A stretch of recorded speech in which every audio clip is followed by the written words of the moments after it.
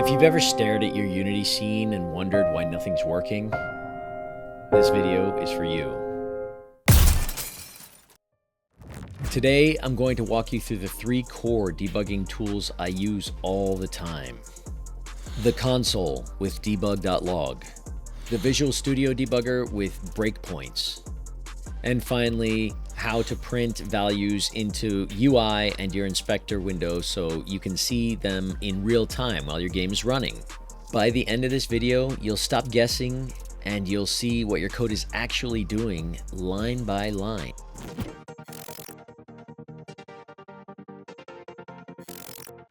Let's start with the easiest and most common tool, the console.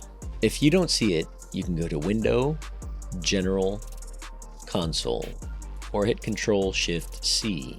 This is the console window down here. This window shows logs, warnings, and errors while your game runs. I'm going to add a script called Buggy Spawner.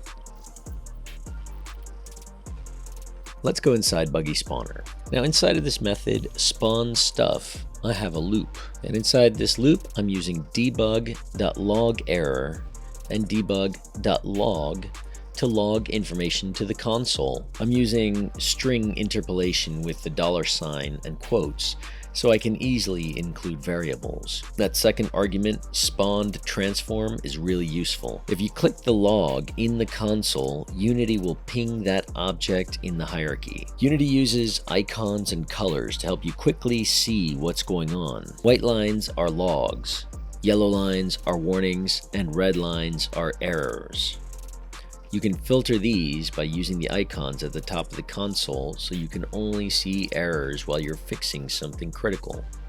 Now you can show intentional errors using Debug.LogError, and then you can just show information using Debug.Log. You can also Debug.LogWarning.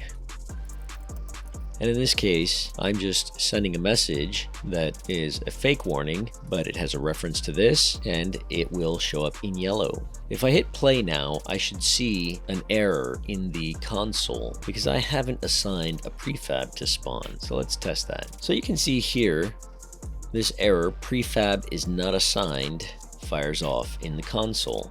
And when I click it, it pings the buggy spawner object, which is the one that created the Debug.Log error. Now another neat thing to know about the console is that you can double click an error message to bring up the code that it's referring to. You can see down here there's another section of information that provides more data about this error. In this case, it first shows you the log, then it shows you the log error or the calling method, and then here it shows you where it was called in the code, line 26 on Buggy Spawner. Now if I double click on this log, it brings me to Visual Studio right to line 26. And I can look at the code and I can easily determine that my prefab to spawn is null, which is why this log error is firing off. So an easy way to fix that is to create a prefab and assign it. So let's go do that.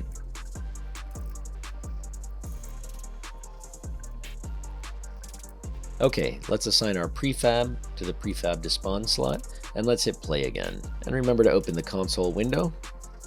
And now you can see in the console window we now have 6 new lines, and each one says spawned number at position and then it has a position vector. And again, if I click on each one, it pings each object that it refers to, and I can also double click the console log to go straight to the line of code that generated this debug log. So you can see it brings me right to line 34, which is mentioned in the console log. Now you can see here at the top of the console log you have a clear button, a collapse button, error on pause, and an editor drop down button. On the right side you have a search bar. You also have 3 filter buttons. So in this case you can filter out the debug logs, you can filter the warnings, and you can filter the errors.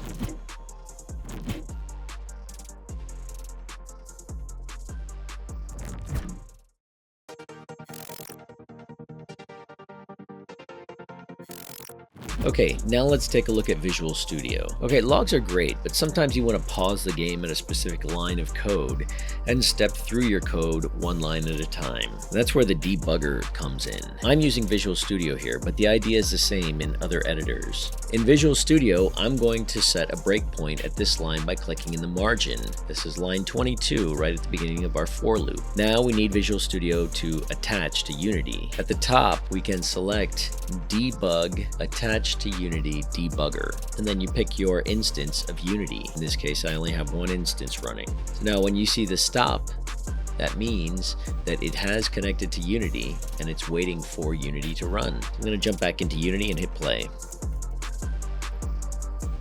Now with Visual Studio connected to Unity, Unity will throw us back into Visual Studio once the line with my breakpoint is hit, and you can see a little yellow arrow at my breakpoint dot. And then you can also see a highlight over some code. Now if I were to roll over the I in this case, it shows me that I is 0 right now. So right now it's starting this for loop for the first time. I can also roll over any other variable, and you can see spawn count is set to 5. So there's several keys I can hit, and these keys are also denoted up on the top of Visual Studio with these icons. You can show the next statement, which is Alt-Num. You can also step into a method, or you can step over it using F10. Stepping into is F11, and then you can step out with Shift F11.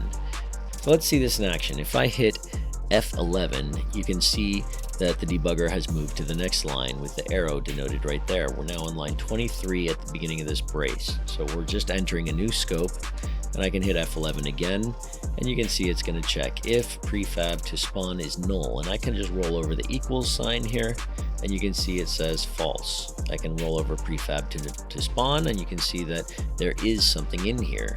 And you can also expand the variable to see all of the properties for that variable. Now this is the transform, and here's the scene it's in, and all sorts of other things. It's the game object, and we're not going to get into that, but you can start to see the power of this. So now you need to know that Visual Studio has paused Unity, and while you're stepping through, it is running the code in the background. Now if you go down to the bottom of Visual Studio, you'll see there are several windows down here that you can expand.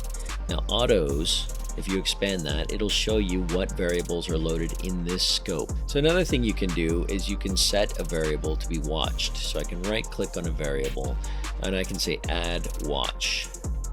And so that'll add just that variable to a watch window here, and I can pin that and then watch the variable. And let's say I wanted to add I as well. So I'll go ahead and do that. Now we have I and we have spawned so far, and I is still at 0, spawned so far is at 1. So let's go ahead and hit F11 through one cycle of this for loop. Now you can see I now equals 1 and spawn so far is still 1. Now I've gone down and I've passed this line of code here, which added one more to spawn so far. Now spawn so far is 2. Now our code has a bug, and to illustrate what this bug is, I'm going to step through the code. Okay, so you can see here that we've spawned 6 items, yet we have iterated 5 times. Now what's happening here is that we're starting at 0, so that actually counts as one of the times we iterate through and instantiate a game object, which means that once we get to our 5 count for our for loop, we then have 6 items we've instanced or spawned into our scene. Now clearly that doesn't make sense if you're a designer and you type 5 in for the number of spawned items you want. So in order to fix this, we need to set our condition statement I is either less than or equal to spawn count to I is less than our spawn count. If we just subtract the equal sign and save this, we will have fixed our bug.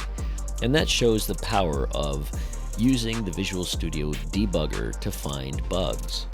We can hit F5 and we're done with that. You can see we've created 1, 2, 3, 4, 5 game objects, which is what we wanted. So a couple more comments on breakpoints. You can add breakpoints anytime you're running your game. If you want to get rid of a breakpoint, you just click on it again. Now you can also add breakpoints that are conditional. So I can right click and I can insert a conditional breakpoint. If I do that, then you can write an expression here. So you could say if I equals 3, then you want this breakpoint to fire. And then this breakpoint has a little dot or a little plus on it, which indicates that it is a conditional breakpoint. And that will only fire if that condition is met for some reason.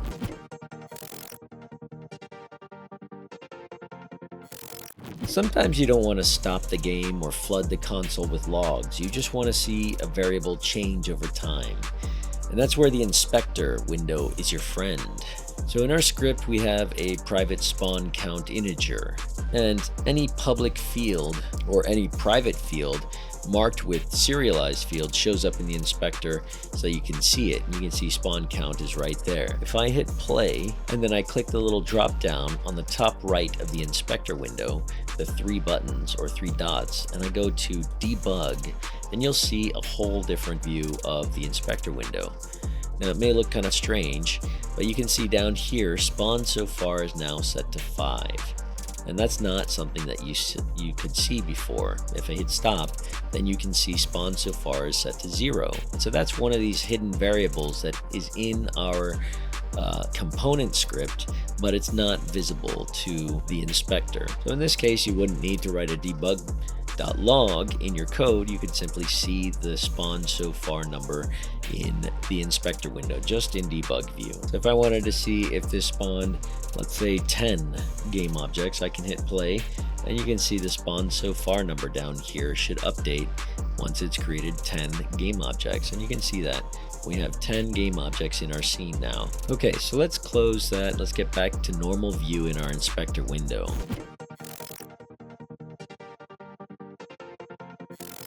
So the last tool I use a lot is an on-screen debug overlay. This is great when you're testing on a device or you want to see the values inside the game without constantly looking at the console or switching into Visual Studio. So we can just quickly right-click and add a UI element. And let's add a TextMeshPro element. And we'll just call this UI Debugger. We'll go ahead and drop our UI Debugger text field right into our debug text right there.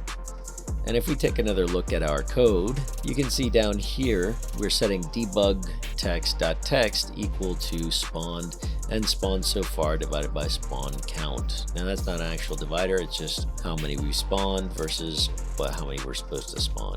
Okay, so let's put our text on the top left of the screen.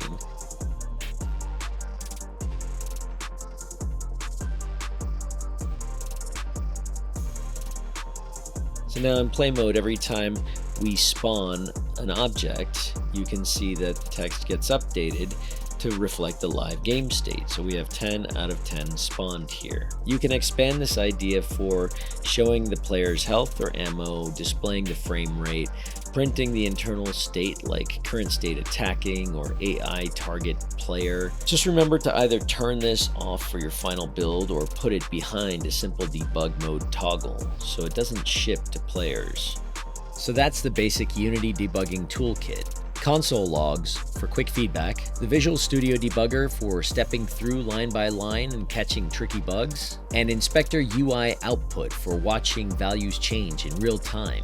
If you start using these 3 tools together, you'll spend way less time guessing and a lot more time actually fixing your bugs. If you found this helpful, hit like and subscribe so you don't miss the next episode. And if you want to support the channel, go to my Patreon linked in the description below. If you want to build games from scratch, check out my Unity 101 course. All right, thanks for watching, and I'll see you guys in the next one. Happy debugging.